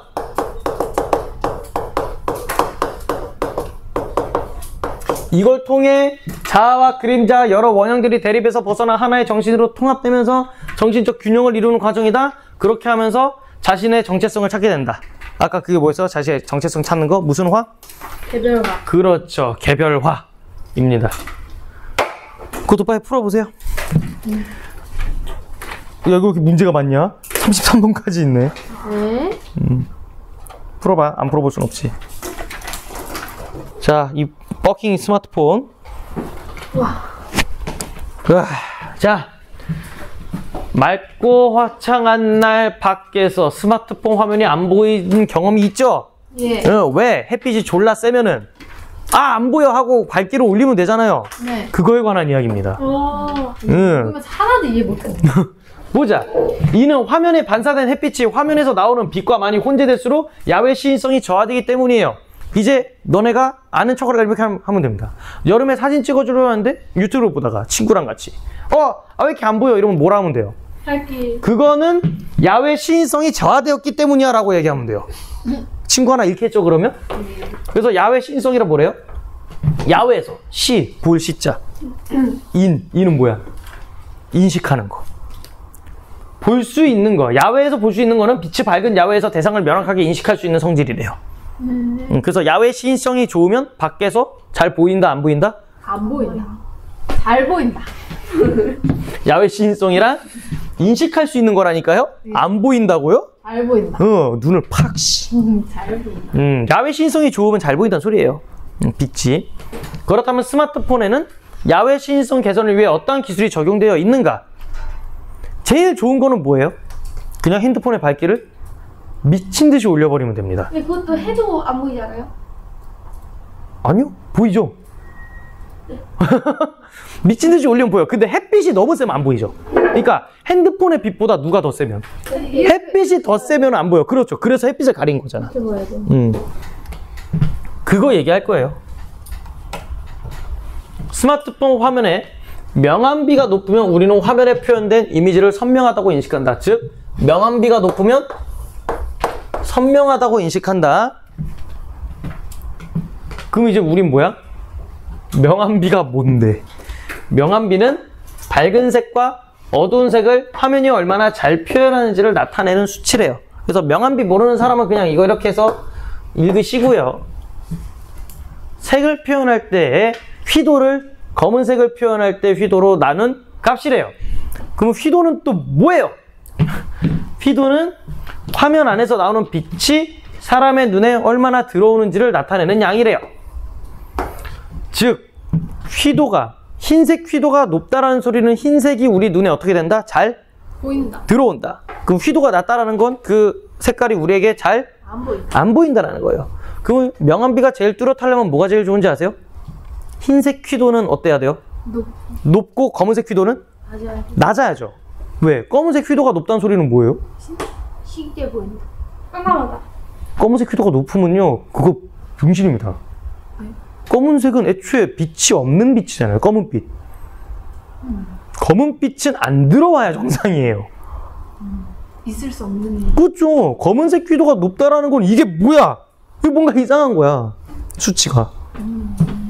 그래서 명암비는요, 높은 게 좋아요. 왜? 봐봐. 흰색 휘도 나누기 뭐?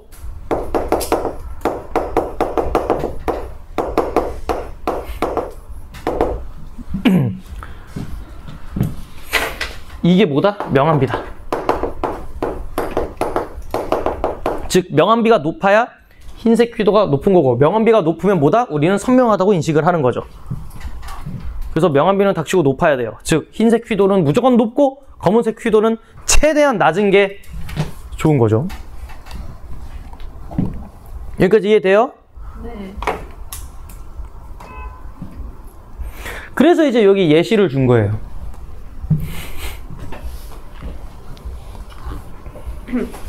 그래서 뭐래요? 예시로? 흰색을 표현하는 게 2000 칸델라? 밝기가 칸델라거든요? 제곱미터당 2000 칸델라인가 이거는 그럼? 어쨌든 흰색을 표현할 때 휘도가 2000 정도고 검은색을 표현할 때 휘도가 2면은 명암비는 1000이다. 오케이? 이해됨? 그래가지고 이제 모니터나 그런 거 팔 때 이제 뭐 세부사항 보면요, 동적 명암비, 뭐 정적 명암비 이렇게 있어요. 명암비가 다 적혀 있습니다. 그래서 우리는 이걸 알았어. 아, 흰색은 무조건 높아야 되고 검은색은 낮아야 되는구나. 그게 명암비가 높아지는 비결이죠.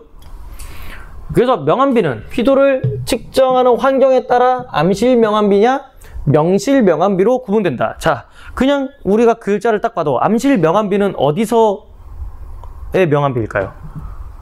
암실. 그렇죠. 깜깜할 때 명암비. 솔직히 깜깜할 때 명암비 의미 있어요? 없어요? 없어요. 없죠. 왜? 깜깜하면 안 보이니까.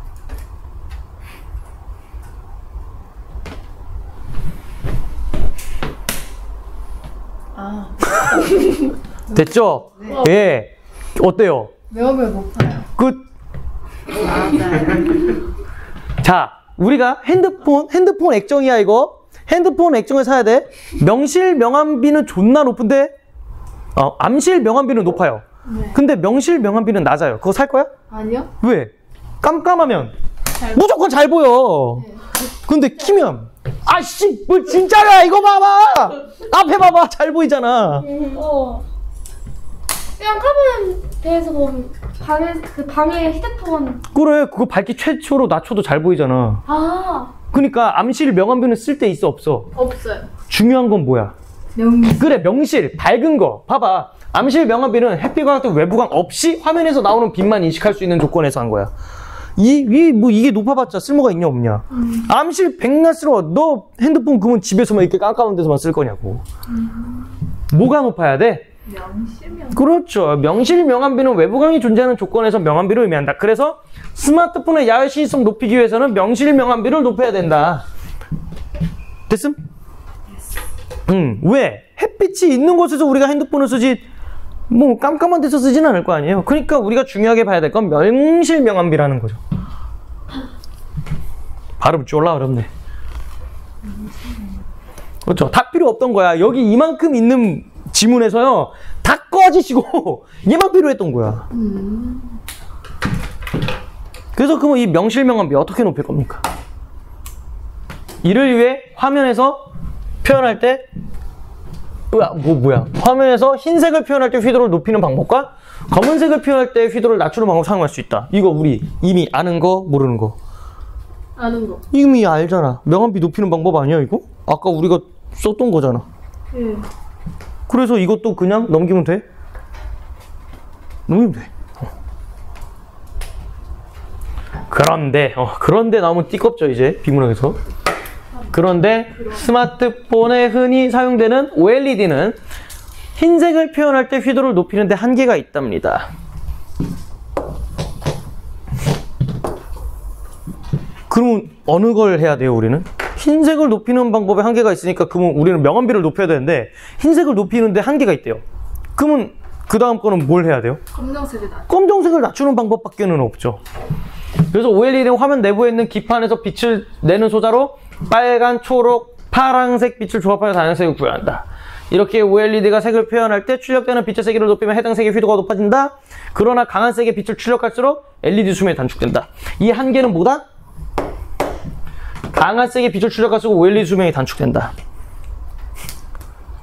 그러니까 이제 핸드폰을 샀어, 너가. 이거는 야외 시인성이 매우 좋아요. 그래서 명실 명암비가 다른 핸드폰보다 현저히 높습니다. 하고 샀어. 그때 진짜로 막 핸드폰 켜고 막 눈이 멀 것 같아. 존나 좋구만. 근데 일주일 만에 고장남. 그래서 한계가 있다는 거야. 밝다고 좋은 게 아니죠. 그러면 우리는 어떤 걸 해야 된다? 그래서 이러한 이유로 OLED 스마트폰에는 편광판과 위상지연 필름을 활용하여 검은색 표현할 때 휘도를 낮추는 기술이 적용되고 있다. 편광판과 위상지연 필름을 활용해서 검은색 휘도를 낮추는 기술을 적용하고 있습니다. 그러면 이제 우리는 뭘 알아야 돼요?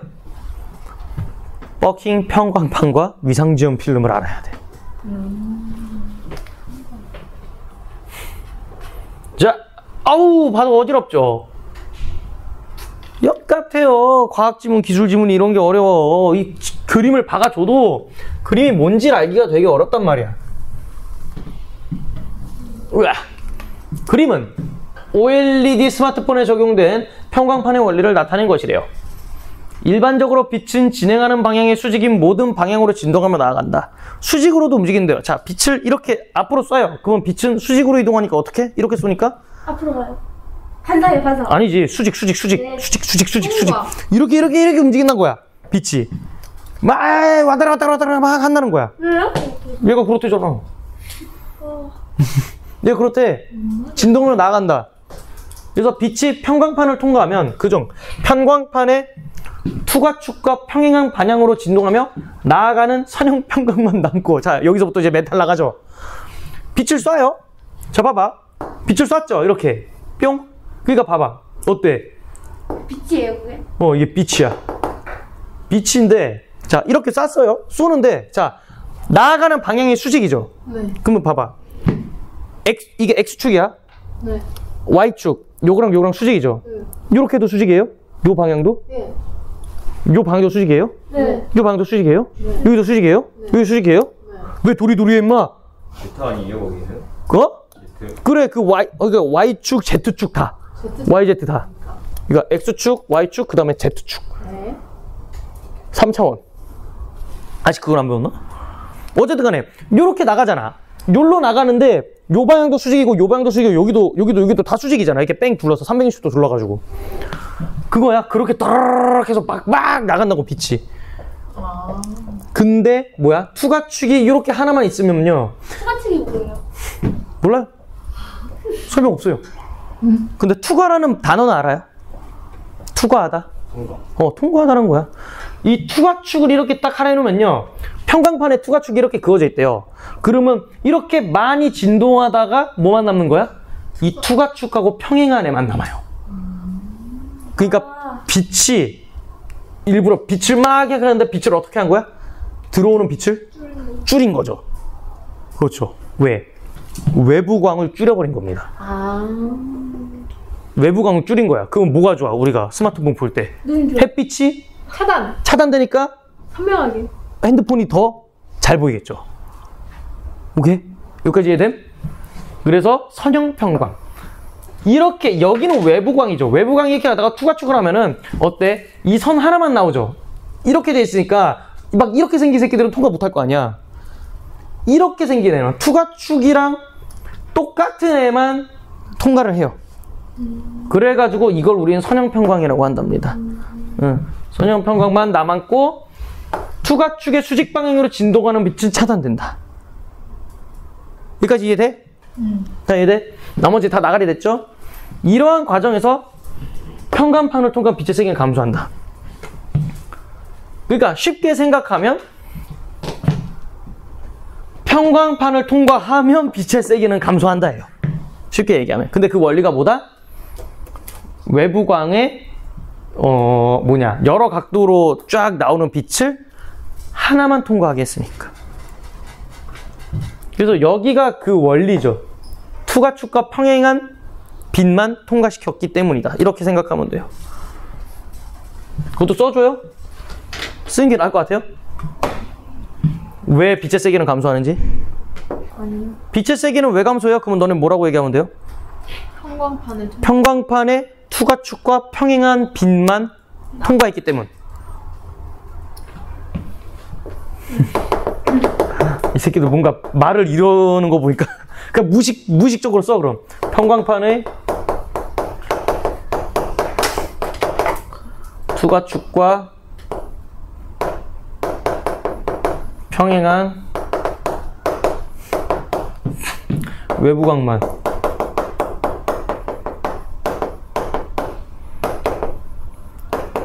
통과하고 나머지는 차단됐기 때문에.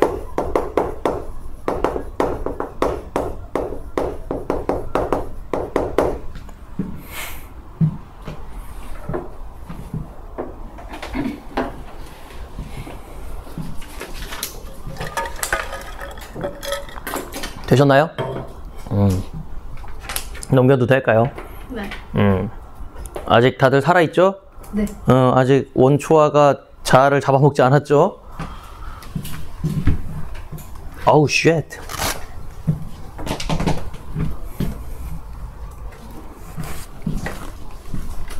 어우. 이거 영상으로 보는 새끼들은 저 자는 거 아니야, 이거? 불안한데? 풀어놓고 잠들어버려. 100%. 그럴 것 같아. 이러한 원리를 이용해 OLED 스마트폰에서 야외 시인성을 높이는 기술을 설명하면 다음과 같다. 이 부분에 해당하는 게 과정이에요, 이제. 첫 번째 이렇게 되고, 두 번째 이렇게 되고, 세 번째 이렇게 되고, 정리해야 돼요. 첫 번째 뭐야? 첫 번째, 외부광은 어떻게 돼요? 차단되고, 투과축과 평행한 방향으로 지도한 선형평광이 남게 된다. 이게 아까 몇 문단? 우리 앞에 바로 문단이죠. 이 몇 문단이야? 1, 2, 3, 4, 5문단이네요. 아까 얘기한 5문단. 여긴 오케이 했죠? 선형평광은 남아요. 그럼 이 선형평광은 이제 어디로 가요? 어디에 가 또? 위상지연 필름. 그렇죠. 두 번째. 근데 이 새끼는 위상지연 필름을 지나면서 또 회전해요. 미친놈이. 회전하는 거 다 막아놨더니 또 이 새끼 막 이게 돌아. 뺑글뺑글 돌아. 회전해요. 그래서 이게 무슨 평광으로 바뀐다고? 원형 평광으로 바뀐답니다. 뺑글뺑글 돌아요. 왜 그 지랄을 해놨지? 빙글 돌아. 이유가 있겠죠. 그래서 그렇게 빙글 돌다가 이제 어디로 갑니까?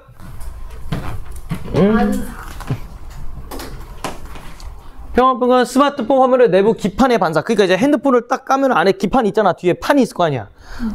빛이 들어와서 그 판에 팅 박아. 그러면 이제 빛은 어떻게 해? 거기 박았으니까 반사 되겠죠. 그래서 여기 이게 세 번째죠. 으아 어딨어. 반사. 그 다음에 어딜 또 통과해? 다시 위상지원 필름을 통과한대요. 그러니까 이제 이거를 그리면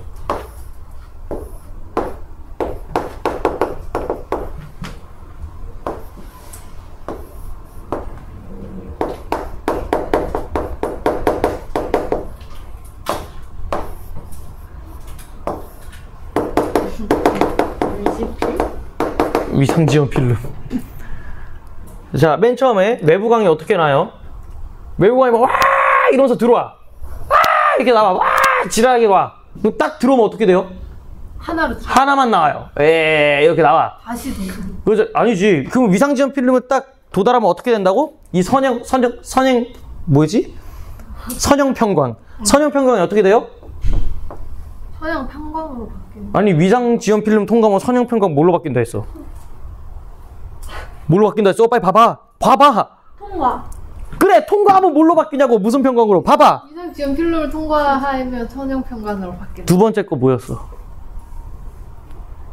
위상지원 필름 통과하면 원형 편형으로. 그렇죠. 갑자기 딱 통과해. 그때 갑자기 울룰룰룰룰 돌아요. 왜요? 몰라.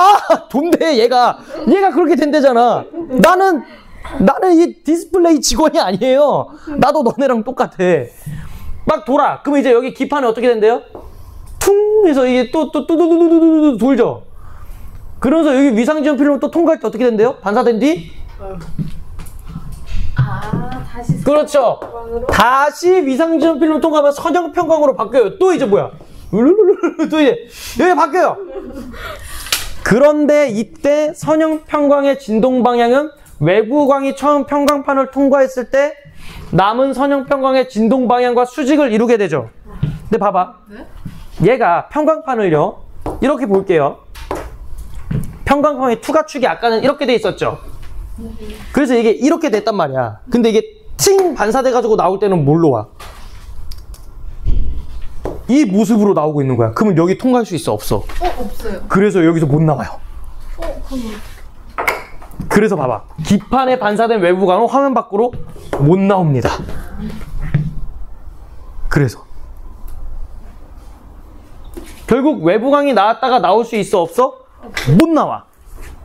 그러니까 오히려 외부광은 들어가면 어떻게 되는 거야? 흡수가 돼버리는 거죠. 그래서 우리가 어떻게 되는 거야? 외부광을 줄여서 핸드폰 스마트폰 화면에 외부 시인성을 높이는 거죠. 이게 돼요 이제?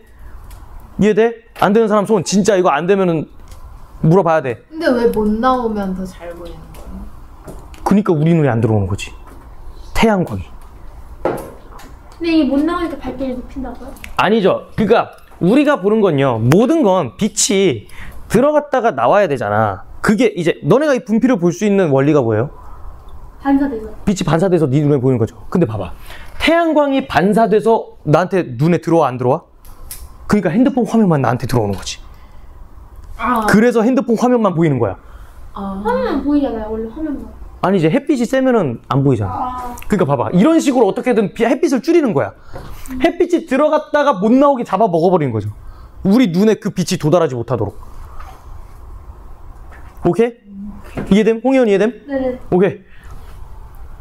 슉! 그래가지고 뭐다? 이 기술은 뭐래요? 스마트폰이 야외 시인성을 높이는 데는 효과적이요? 아니요? 효과적이죠. 하지만 뭘 써야 돼요?